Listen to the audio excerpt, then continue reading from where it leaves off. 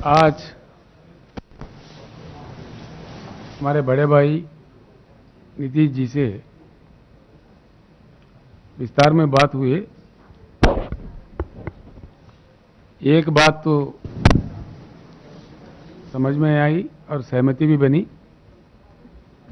कि किसी भी प्रकार से भाजपा सरकार को विदा करना है इस भारत से। इसलिए 8 साल हुए नरेंद्र मोदी जी प्रधानमंत्री बने हुए हैं। हर चीज में, हर सेक्टर में देश का विनाश हो रहा है। देश के हर वो आदमी परेशान है, बेहाल है। मैं आपसे भी अनुरोध करूंगा, आप लोग तो रोज मिलते हैं, नेता लोगों से पूछते हैं, सोचते भी है, लिखते भी है, हर चीज करते हैं। एक सेक्टर ऐसा हो जिसमें कोई सुधार आया हो इस देश में, किसी भी क्षेत्र में, किसी भी देश के भाग में या किसी भी सेक्टर में, in any of the sector of the country, वो चाहे पानी का हो, बिजली का हो, खेती किसानी का हो, दलित वर्ग का हो, पिछड़ा वर्ग का हो, महिलाओं का हो, किस चीज का सुधार हुआ है इस देश में? अगर किसी का भी सुधार हुआ होता तो देश का यह हालत नहीं बनता। डॉलर के प्रति रुपया का इतना गिरावट, मोदी जी से पहले 14 प्रधानमंत्री रहे, किसी भी समय इतना बुरा गिरावट नहीं हुआ जो आज हो रहा है। पहले ब्रेन ड्रेन होता था, हमारे पास मौके नहीं मिल रहे थे तो ब्रेन ड्रेन होता था, विदेश में लोग चले जा रहे थे, हमारे बुद्धिजीवी। आज जिस प्रकार का नीतियां बन रहा है उसको लेके कैपिटल ड्रेन हो रहा है, सारा ही पूंजीपति भाग रहे देश से। देश का बड़ा बुरा हाल हो रहा है। हम सब लोग गवाह है, 13 महीने किसानों को क्यों आंदोलन करना पड़ता है इस देश में। बहुत ही महान देश है हमारा, भगवान ने, प्रकृति ने काफी संपत्ति दी है। हमारे नदियों में 70,000 टीएमसी पानी बहते हैं। आज तक देश ने सिर्फ 20-22 हजार टीएमसी ही इस्तेमाल किया है। और वाटर वार्स होते हैं, जल युद्ध होते हैं, क्यों होने लगते हैं? बिजली 4 लाख मेगावाट के ऊपर बिजली की उपलब्धि देश में है, लेकिन देश को, किसानों को भी, आम लोगों को भी, उद्योगों को भी, हर किसी को भी बिजली के लिए तरसना पड़ता है। क्यों तरसना पड़ता है? जिन चीजों की उपलब्धि है उनको भी लोगों के लिए किया नहीं जाता है। फिर क्या किया जा रहा है इस देश में? हर एक चीज में इकोनॉमी तबाह हो गई, कर्जा बढ़ गया देश का, रूपी वैल्यू गिर गया, प्राइस राइज हो गया, डीजल, पेट्रोल, खाद, हर चीज का दाम बढ़ गया। गरीब आदमी परेशान है, किसान आंदोलन पे है।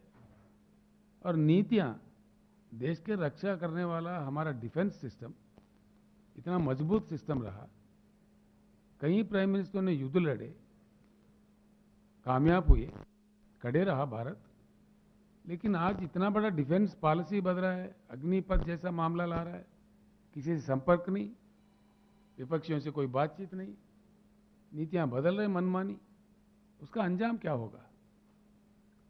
आज किस सेक्टर में आया है? पीने का पानी तक उपलब्ध नहीं करा सकते हम लोग। किल्लत है पूरे देश में।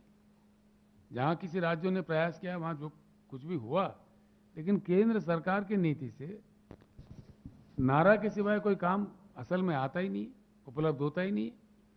यहां तक के देश के राजधानी दिल्ली में पानी की उपलब्धि नहीं है 75 साल के आजादी के बाद। आज हमारे कई मित्र हर दिन पानी खरीदते हैं दिल्ली शहर में। दिल्ली शहर में भी पावर नहीं मिलता, 24 घंटा नहीं मिलता। कई हिस्सों में, दिल्ली के हिस्सों में पावर काटा जाता है हर दिन। ये क्या हो रहा है? ये चीज ऐसे है, 8 साल यानी कि मोदी जी के जो कालखंड उनके लिए दिया था जनता ने 10 साल का, उसमें 80% समय खत्म हो चुका है।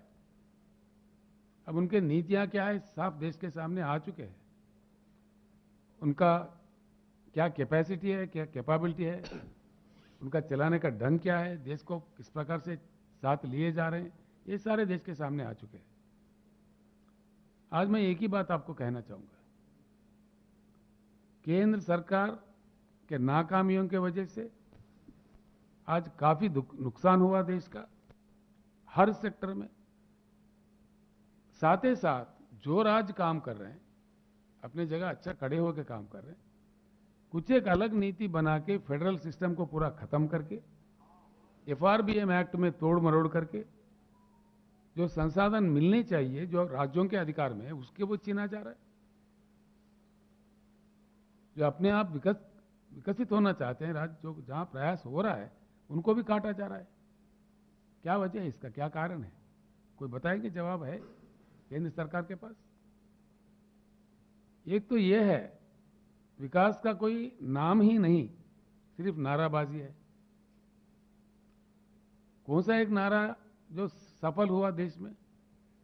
222 तक हर गरीब का अपना मकान होगा, ये मोदी जी का खुद का वादा है। क्या सफल हुआ? मिला सबको मकान? किसानों का आय डबल कर दिया जाएगा, किसानों का इन्वेस्टमेंट डबल हो गया, लागत डबल हो गया, आय कहां डबल हुआ? बेटी पढ़ाओ बेटी बचाओ, हर दिन रेप होते सौों के तादाद में। किस वर्ग का विकास हुआ, किसका रक्षा हुआ?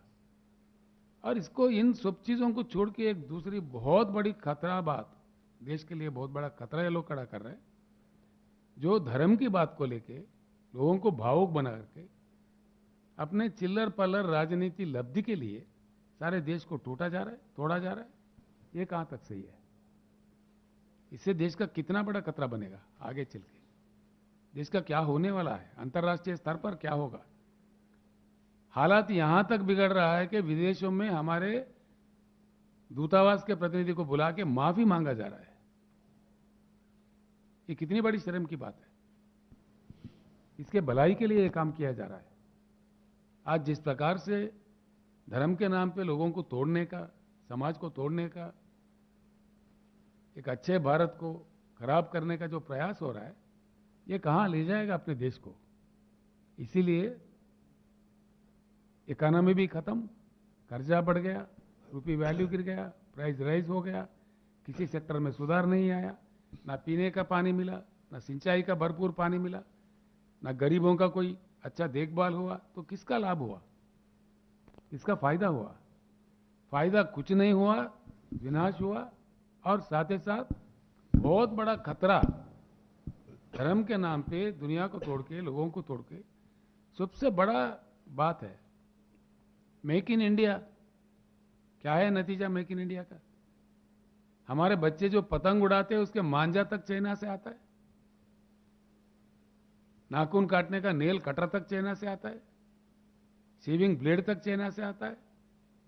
राष्ट्रीय ध्वज भी हमारा तिरंगा चाइना से बनाया हुआ इंपोर्ट करते हैं। कहां गया खादी हमारा? हमारा बुनकरों का क्या हाल है? क्या हो रहा है? फिर मेक इन इंडिया किधर गया? उसका क्या नतीजा निकला? सही सवाल अगर हम अपने दिल से पूछे, हुआ कुछ नहीं है, विनाश ज्यादा हुआ है और आगे बहुत बड़ा खतरा इस देश के लिए खड़ा हो रहा है। इसीलिए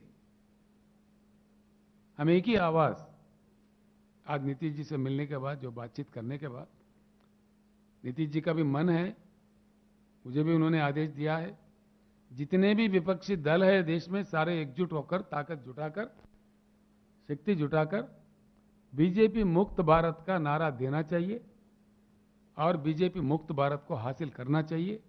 तभी देश फिर से खड़ा हो सकता है, आगे बढ़ सकता है, अंतर्राष्ट्रीय स्तर पर एक अच्छा अपना स्थान बना सकता है। मैं एक अन्य बात भी कहना चाहूंगा इस दौरान। आपसे प्रार्थना भी है, नीतीश जी ने भी प्रार्थना की, आप ये बात जरूर जनता तक ले जाए। भारत में 75 साल के आज़ादी के बाद इतने सारा समस्याओं से उलझ रहे हम लोग।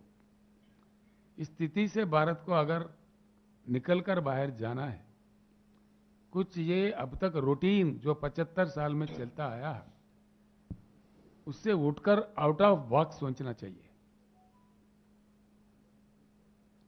विशेषज्ञों का मानना है, ये मेरा बात नहीं है, अगर किया जाए तो भारत सर्वश्रेष्ठ देश इस दुनिया का बन सकता है, प्रभावशाली बन सकता है, प्रबल आर्थिक शक्ति बन सकता है। इसमें हमारा प्रयास होना चाहिए। एक उच्च गुणवत्ता वाली बदलाव भारत में चाहिए, ये बिल्कुल चाहिए। अगर हमारे पास ज्ञान नहीं है, पूरी दुनिया में जहां ज्ञान है वहां से प्राप्त करना चाहिए हम लोग। चाइना, जिसकी जीडीपी हमसे कम थी 1980 तक, 81 तक भी, उन्होंने कर पाया, कर दिखाया। उनका इकोनॉमी पहुंच गया $16 ट्रिलियन में। आज हम $3 ट्रिलियन के आसपास में घूम रहे हैं। बड़ा शर्म की बात है। चाइना में हर चीज हमसे कम है, हर चीज की उपलब्धि हमसे कम है, लेकिन वो कहां पहुंच गया। आज टक्कर दे रहा है, पूरे दुनिया के अग्र देश जो माना जाता है अमेरिका को टक्कर दे रहा है, प्रतियोगिता दे रही है। हम कहां रह गए? ये ऐसे बने रहेंगे? ऐसे ही रहना चाहिए देश को। आज देश के युवा को, देश के बुद्धिजीवियों को सोचना चाहिए। मैं एक ऐसे पवित्र जगह बैठ के ये बात कह रहा हूं जहां से लोकनायक जयप्रकाशन जी के एक आवाज पे पूरी देश में क्रांति आई थी, तानाशाही का खात्मा किए थे, रिश्वतखोरी के खिलाफ में लड़ाई लड़े गए थे। ऐसे पवित्र भूमि में आकर कुछ प्रेरणा मिलता है।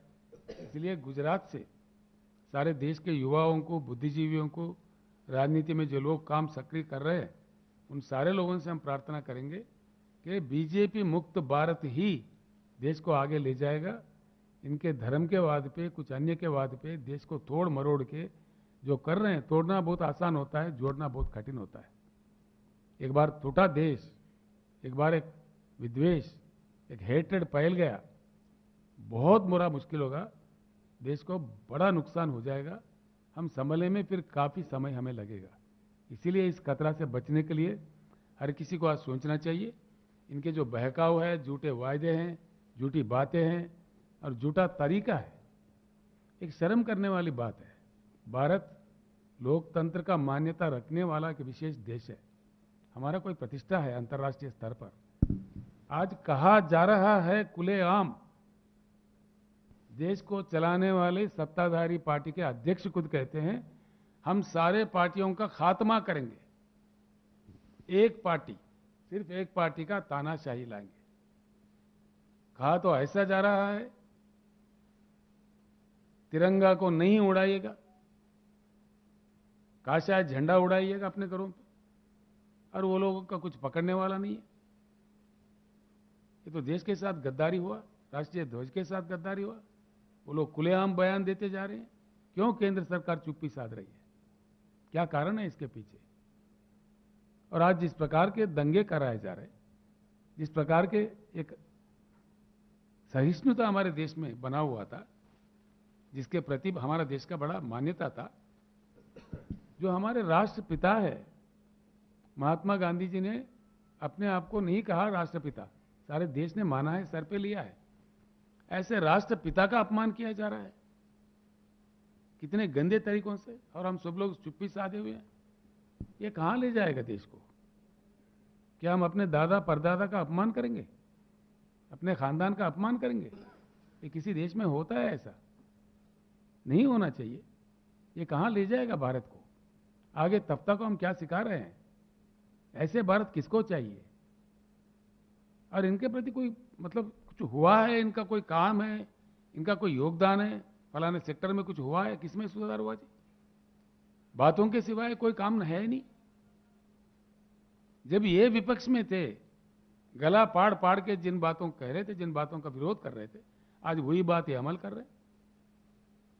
Complete privatisation totally. एलआईसी को क्यों प्राइवेट कर रहे हैं जी? दुनिया का बहुत बड़ा इंश्योरेंस कंपनी है, सक्षम कंपनी है, सक्रिय कंपनी है, करोड़ों जनता का इस देश का बहुत प्यारा कंपनी है, उसको क्यों काटा जा रहा है, क्यों बेचा जा रहा है? पोर्ट भी बेचते, एयरपोर्ट भी बेचते, रेल भी बेचते, क्या बचेगा देश के लिए? इनका योगदान क्या है? ये बेचने में लगे हुए हैं। आखिर एक ही नारा बचा है, बेचो इंडिया। सब बेच दो, सुबह बेच दो, सुबह प्राइवेट कर दो, फिर क्या बचेगा देश को? बेच बेच के हमें जाना कहाँ है, पहुंचना कहाँ है? दुनिया में हमारे क्या जगह रह जाएगा? इसीलिए सारे देशवासियों से हमारा अनुरोध है, हमारा अपील है, और हमसे जो संभव प्रयास होगा, हर संभव प्रयास हम करेंगे। ये कुछ कमजोर लोगों को डराते हैं, विपक्षियों को जिस तरह से सताते हैं, ये सच्चे हरिश्चंद्र के भाई है क्या? आज सबसे ज्यादा पैसे खर्च करने वाला चुनाव के टाइम पे भारतीय जनता पार्टी है, ये सारा दुनिया जानता है, सभी को मालूम है, आप लोगों को भी मालूम है, हम सभी जानते हैं। सबसे ज्यादा पार्टी में पूंजी रखने वाला पार्टी भारतीय जनता पार्टी है। घोटाले किए जा रहे हैं। कभी हमारे देश के प्रधानमंत्री के खिलाफ कहीं नारा नहीं उठे। प्रधानमंत्री जब श्रीलंका गए, श्रीलंका में साफ बताया, वहां के लोगों ने उनके पार्लियामेंट्री कमेटी के सामने बयान दिया है कि भाई इन्होंने अपने मित्र को, एक छोटे मोटे शाहूकार को कॉन्ट्रैक्ट देने के लिए श्रीलंका पे दबाव लाया है। वहां के युवा प्लेकार्ड लेके खड़ा हुआ है वहां के रोडों पे, ये सारे दुनिया के सामने है। कितना अपमान होता है देश का इसका, कितना भारी हमको चुकाना पड़ता है। देश का गरिमा, देश का प्रतिष्ठा किस प्रकार खत्म हो रहा है। और प्रधानमंत्री अमेरिका में जाके, जब अमेरिका अध्यक्ष का चुनाव होता है, इतना गलत कदम है। अमेरिका अध्यक्ष के चुनाव के प्रक्रिया में हमको हस्तक्षेप करना चाहिए? डिप्लोमेटिकली कितना रॉन्ग स्ट्रेटजी है। और इन्होंने साफ कह दिया, अब की बार ट्रंप सरकार। ये क्या अहमदाबाद कारपोरेशन इलेक्शन है कि अमेरिका इलेक्शन है? क्या समझ के देश को दांव पर लगा रहे थे? वो आज हारे हुए हैं, दूसरा आके बैठा है। देश के बारे में कुछ ख्याल है? जो मन में आए कह दिए।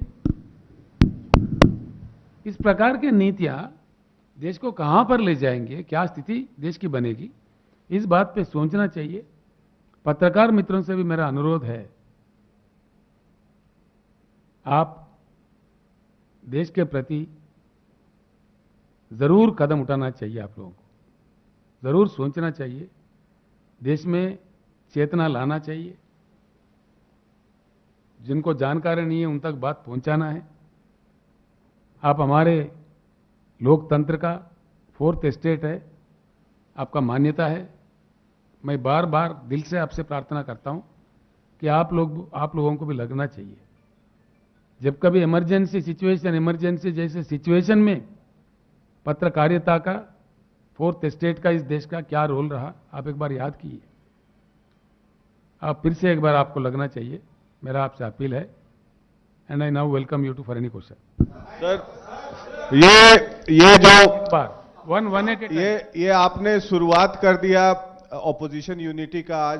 One at a time. Rao साहब, आपने ऑपोजिशन यूनिटी का आज शुरुआत किया। आप हैं, नीतीश जी की पार्टी है, तेजस्वी की पार्टी है, तो क्या आप अपील करेंगे सारी पार्टियों को एक मंच पर आने के लिए? दूसरा कि इसके पहले हमने देखा है कि थर्ड फ्रंट का जो भी प्रयोग रहा है वो विफल रहा है, तो क्या कांग्रेस भी ऑन बोर्ड रहेगी तभी एक चैलेंज दे सकते हैं जो आप बीजेपी मुक्त भारत कर रहे हैं, या नरेंद्र मोदी को चैलेंज करने के लिए? और क्या उसकी अगुवाई नीतीश कुमार के हाथ में आप लोग दे सकते हैं या कोई और अन्य नेता होगा, क्योंकि नेता तमाम है?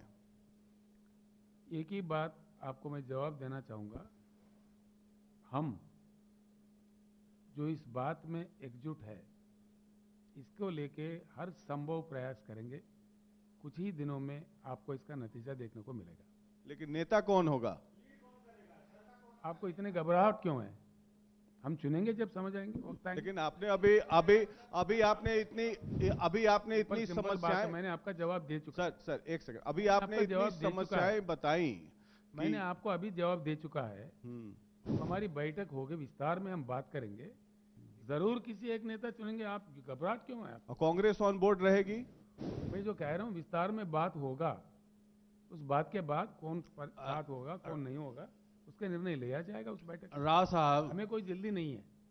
राव साहब, अभी आपने अभी विस्तार से बताया कि कई क्षेत्र में अशांति है, गरीबों में अशांति है, किसानों में अशांति है, धार्मिक सद्भाव खत्म है, और ये भी आपने कहा कि जब भी अशांति होता है तो बिहार से क्रांति होता है, तब शांति आता है देश में। तो अभी चारों तरफ अशांति है, बिहार के पावन धरती पर आप बैठे हैं और मुख्यमंत्री नीतीश जी बैठे हुए हैं, जेपी के नेतृत्व में आंदोलन में भाग लिए। तो क्या आपको ऐसा लगता है, आपके अंदर ऐसा मन में विश्वास है कि जिस पवित्र स्थान पर आप बैठे हुए हैं, यहाँ से देश की राजनीति को एक नई दिशा मिलेगी, और जो आप शांति चाहते हैं हर क्षेत्र में, जो देश के हित में चाहते हैं, वहाँ एक नई रोशनी मिलेगी? मैं आपसे एक बात कहना चाहूंगा, इस देश का दुर्दशा ये है कि देश के कुछ भागों को या कुछ राज्यों को बीमारू राज्य का करार दिया गया है। बड़ा दुर्भाग्यपूर्ण बात है। कुछ राज्य हमारे देश के बीमारू नहीं है, जिन्होंने ये बात कहा है उनका दिमाग बीमारू है। जब देश है, राष्ट्र एकता है, राष्ट्रीय भावना है, किसी राज्य को बीमारू नहीं रहना चाहिए, उसको ऐसा अधूरा नहीं भी छोड़ना चाहिए। विशेष नीतियां बनना चाहिए। हमारे बड़े भाई नीतीश जी कई सालों से, कई दशकों से प्रयत्न में लगे हुए हैं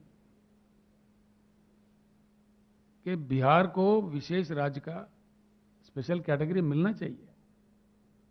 काफी डिमांड उन्होंने किया है। हमने उनको पार्लियामेंट में कहते हुए भी सुना है, ये बात बाहर भी सुना है।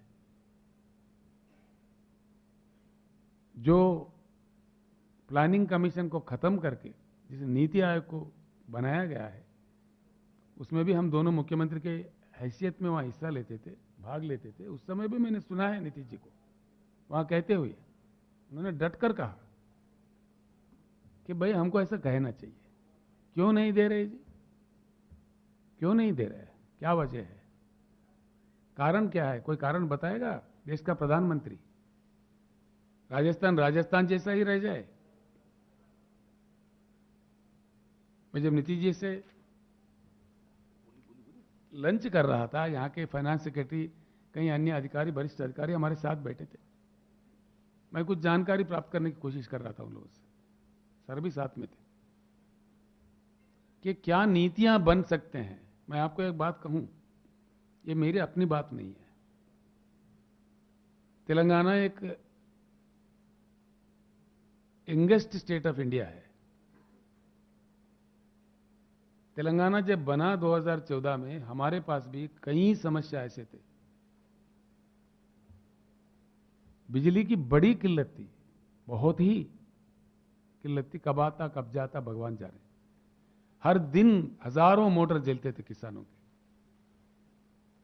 बिजनेस तो सबसे ज्यादा था, कन्वर्टर, जनरेटर, स्टेबलाइजर, बहुत बड़ा बिजनेस था उन लोगों का।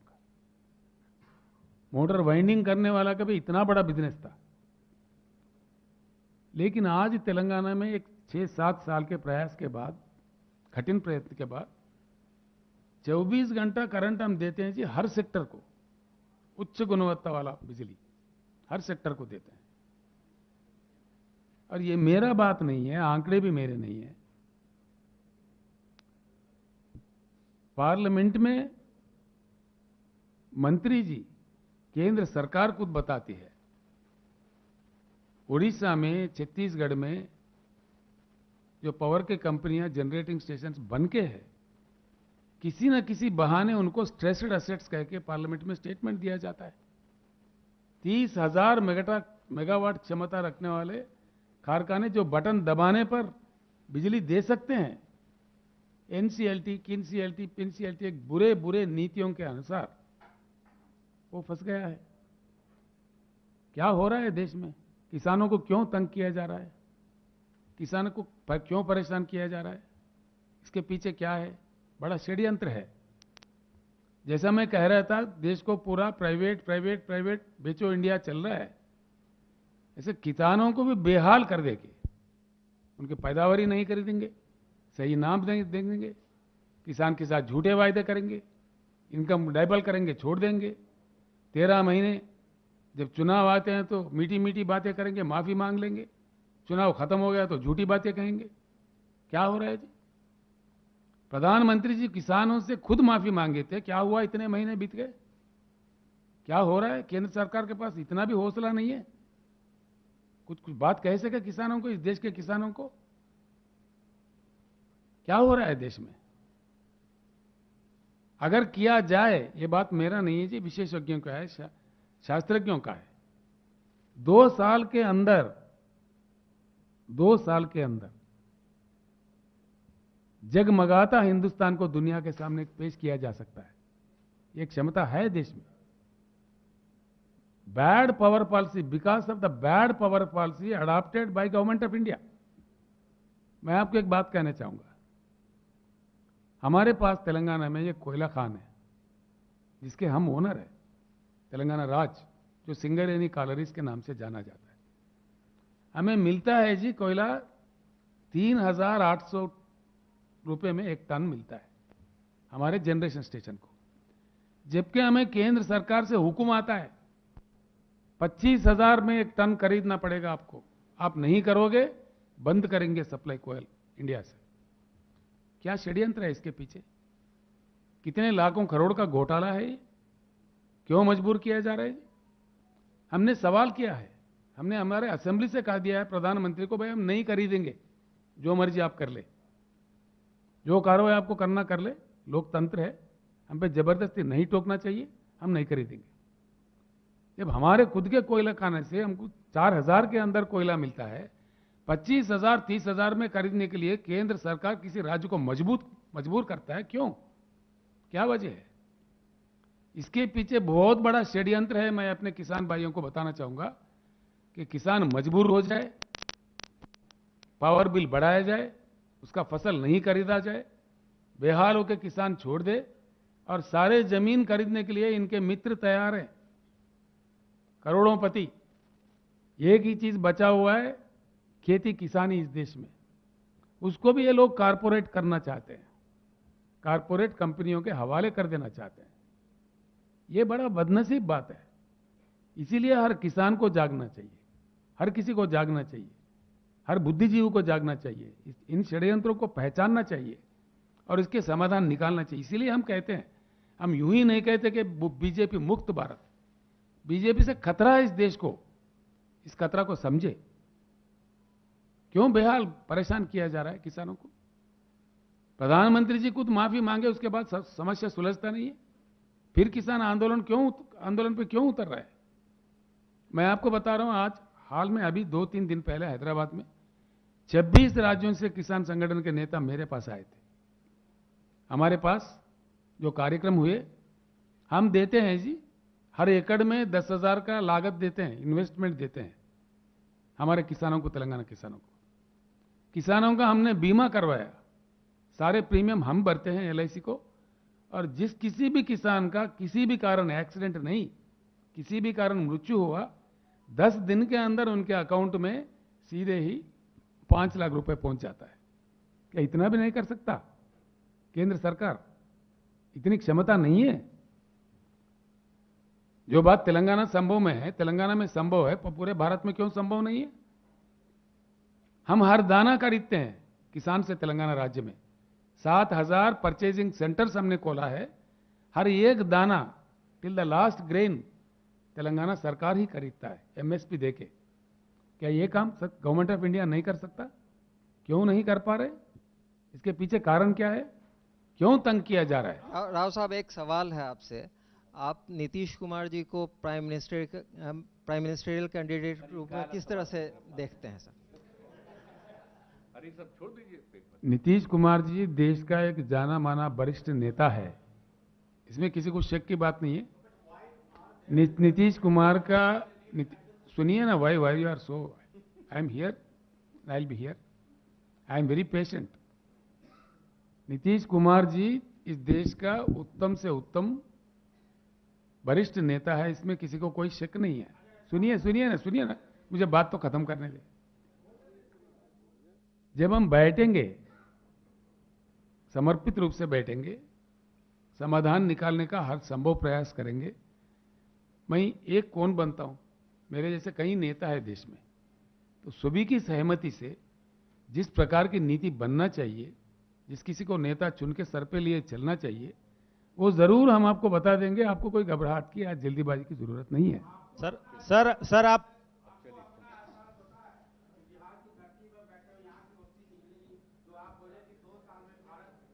सर आप संपूर्ण भारत में विपक्षी एकता की बात आप कर रहे हैं सर। देखो, कह रहे हैं कि संपूर्ण देश में संपूर्ण विपक्ष की एकता की बात आप कर रहे हैं। जी क्या है? तो आप जिनको हराने की बात कह रहे हैं कि मैं नहीं सुना जी। सर आपने कहा कि पूरे देश में संपूर्ण विपक्ष को हम एकजुट करेंगे, संभव प्रयास करेंगे, और 2024 में जिनको हराने की बात कर रहे हैं तो मैंने कहा प्रयास करेंगे। ठीक है सर, उसी प्रयास लोग में हमारे साथ मिलके आएंगे, मिलके चलेंगे। आप जो नहीं आएंगे उनको छोड़ के जिनको चलेंगे। 2024 में हराने की बात कर रहे हैं उनके पास एक चेहरा है। चेहरे के सवाल पे आप कह रहे हैं कि हम बैठकर वार्तालाप करेंगे, उसमें एक चेहरा निकलेगा। बिल्कुल। क्या ऐसी स्थिति बनती है तो केसीआर साहब नीतीश कुमार जी का नाम प्रपोज करेंगे? ऐसा देखिए, मैं कौन होता हूं? मैं कहूंगा तो कोई विरोध करेगा? नहीं, मैं कहूंगा तो कोई विरोध भी करेगा। नहीं, आप क्यों जल्दीबाजी कर रहे हैं? हमको बैठने दीजिए, बात तो करने दीजिए। नहीं, आपको सर इस पूरे प्रक्रिया में बैठा हुआ हूं, आप भी बैठिए आराम से। आप भी बैठिए आप भी बैठ जाइए। अरे आप बार बार क्यों उठ के इस जा पूरे रहे हैं? बैठिए आप प्रक्रिया भी। सर, इस पूरे प्रक्रिया में कांग्रेस पार्टी की क्या भूमिका होगी? विपक्षी एकता में कांग्रेस पार्टी की क्या भूमिका रहेगी? राहुल गांधी क्या प्राइम मिनिस्टर के दावेदार रहेंगे? क्योंकि कांग्रेस पार्टी कहती है कि हमारे prime minister candidate Rahul Gandhi हैं। देखिए ऐसा है, नहीं, सिंपल बात है। मैंने साफ कह दिया कि आप होशियार है, मैं आपसे भी होशियार हूं। मैंने कह दिया है। Your Hindi is very good. आप भैया बहुत अच्छी है। मैंने बता दिया है। अब बैठिए। मैंने उनका नाम लिया तो नहीं, आप बैठ जाइए।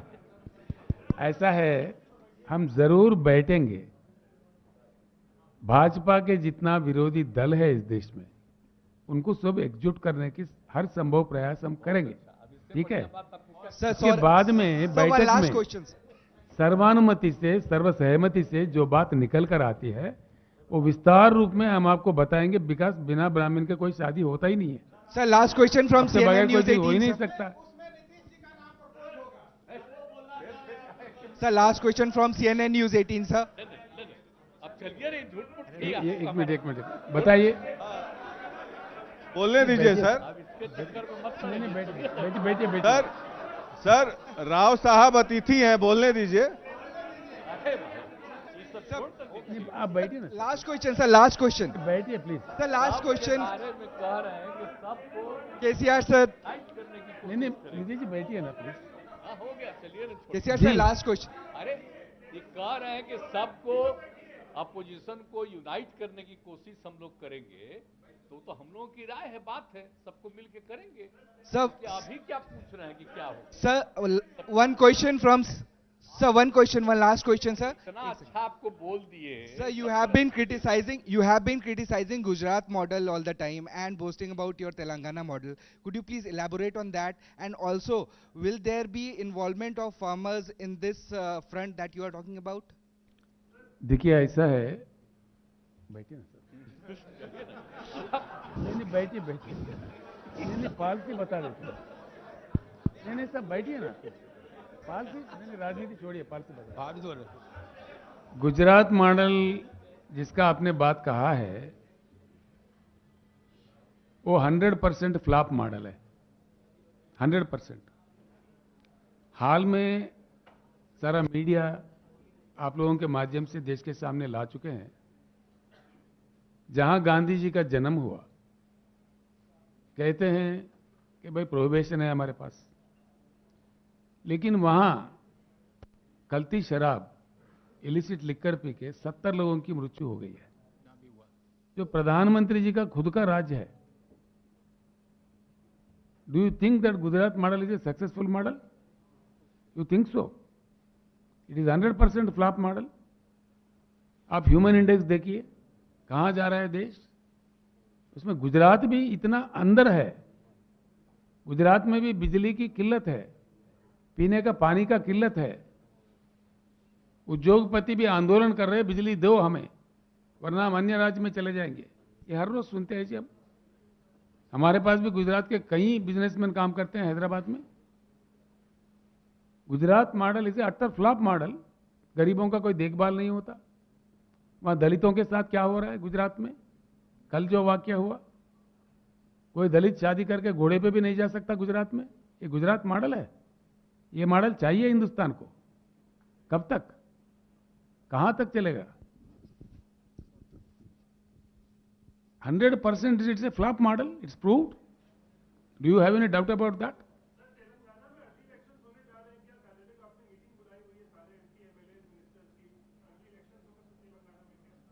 मैं कोई ज्योतिष नहीं हूं जी।